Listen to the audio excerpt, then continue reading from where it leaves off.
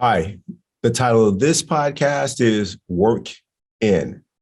Now, I'm well familiar with working out. I've done it for since I was 18. And so for over 30 years, I made a point to be engaged in some kind of regular exercise and working out. And while that was primarily directed toward the physical form of, developing my body to be strong, to be capable, to increase functionality, and to improve my cardiovascular fitness, there was also the aesthetic part of it about how I wanted to look. And there was also some mental benefits that I came late to the party of really acknowledging of just how it made me feel better, with the release of endorphins, as well as heighten my ability to stay focused in, with tasks that required a lot of attention. What I was missing during all those decades of working out on the physical form was no one told me about working in and working in on my internal self, like really working on that with the kind of commitments and discipline in which I had approached for over 30 years, exercise for my physical body.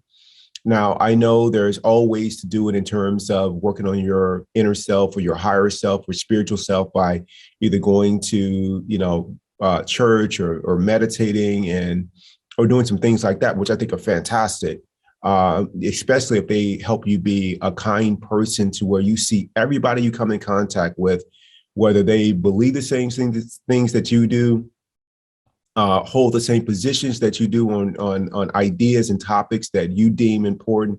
Whether they do or not, you're still able to be kind and compassionate and see the humanity in those people. Then I'm all for whatever kind of whatever practice that you do in terms of going to church or being involved into some kind of spiritual endeavor.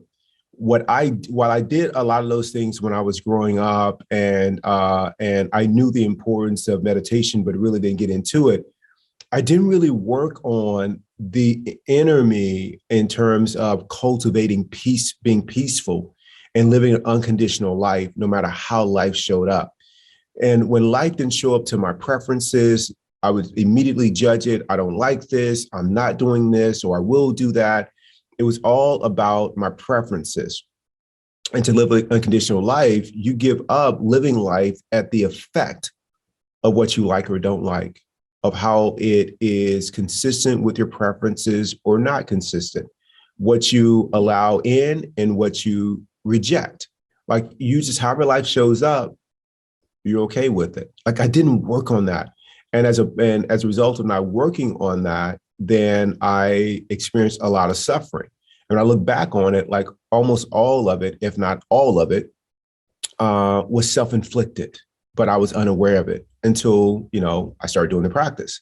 And then once I started doing the practice, I started to detach and disidentify with whatever my mind said about a situation. And and it was so quick to do it, but having the repetitions to really be aware of what my mind was saying and either choosing to let it pass through me and not take it on, just like a leaf blowing across, grass, you see it, but you don't get engaged with it and like have this conversation. The leaf shouldn't be doing this. Like I stopped doing that with whatever thought came to my mind for the most part. And then when some did come up and I would feel myself not be settled, not be peaceful, not have this really sweet equilibrium. When I would notice that, I was like, oh man, I must be attached to a thought. It is taking me for a ride. And then I would come back and be aware and I would let that go too.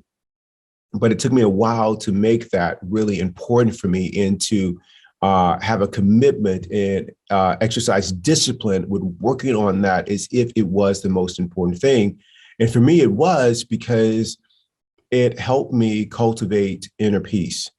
And from inner peace, from being peaceful, I was able to really, practice gratitude, practice acceptance, especially acceptance of people when they show up not the way that I think they should show up. And I was accepting people for who they are And most importantly, or equally importantly, I was accepting them for who they're not, which is something that's hard for people to do. And it certainly was for me.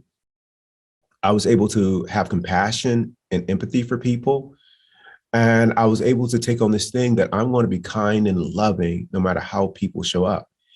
Acceptance helped me, working on myself helped me with acceptance of situations, whether it's being let go from a job due to the pandemic, or whether it's a relationship coming to an end and going in friendships coming to an end and going into separate directions, accepting that without resentment and letting that go so that I can create space to be open to whatever the next possibility is, where the path was going to take me next. So all of those came as a result of working in and really making that a non-negotiable for me, just like I have with exercise. In the 30 plus years that I've exercised, I've never missed a workout. It's never happened. Even when I'm sick, I find a way to low crawl my way into the family room and do some stretching or making sure I get some kind of movement in. When I had a broken collarbone from snowboarding, I couldn't do pull-ups, I couldn't do any upper body, but I was still able to find a way to do some leg presses and some lunges during that period. So if I had applied that kind of discipline and commitment toward working on myself in that I would not be bothered, even if people showed up a certain way. I like to think of it as, instead of getting bothered, get into being free from this narrative that my mind is telling me that something's wrong or shouldn't be a certain way. So if had I applied that kind of commitment and discipline with that, I would have saved myself a lot of suffering. Not to mention, I would have, spared other people of the suffering that I was causing them. And I would have also had a lot more instances of inviting people into my space where I can learn from them and I could celebrate with them this thing we have called life. But because I didn't make it a commitment to work in, whenever something happened that was not to my liking, I would close my heart and I would withdraw and pull back and separate. So some people react differently. They say things or do things to protect themselves or to demonstrate how much they are to hurt. I would do the exact opposite. I close down, I withdraw, and I withhold love from you, withhold connection. And that's not who I want to be. I want to be somebody who's loving and kind to everybody. And so it's really important that I started to work in. And once I did, I started to see people change. But actually, that's not accurate. Maybe they changed, maybe they didn't. I changed. And what changed was I gave people the grace and the space to show up however they showed up. I was living an unconditional life. So however they showed up was not going to knock me off this perch that I call like being rooted in peacefulness, that's being rooted in gratitude and acceptance and love and kindness. I was not going to be moved from that. So because people can show up any kind of way, and even when they show up, a way that is okay with me, the moment that they do something different, my mind starts talking and starts making a problem of the situation. And I didn't want to live that way anymore. So I started working in.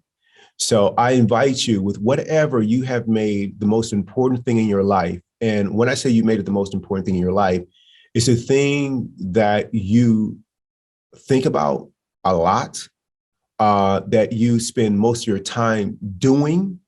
Like some people will say, well, my family is the most important thing. Okay, how are you showing that through your behavior that you value that to be true? If your family is your most important thing, then when you get home to your family from work, is work still in your mind? Are you still doing work? Or are you allocating the first bit of the time that you get home to your family? Are you allocating that time to really be with your family? Not where you're judging, correcting, or looking for what's wrong or missing, but you are really being with them. And you don't have to literally be sitting down doing something on your laptop. You're not there. You're not present for them.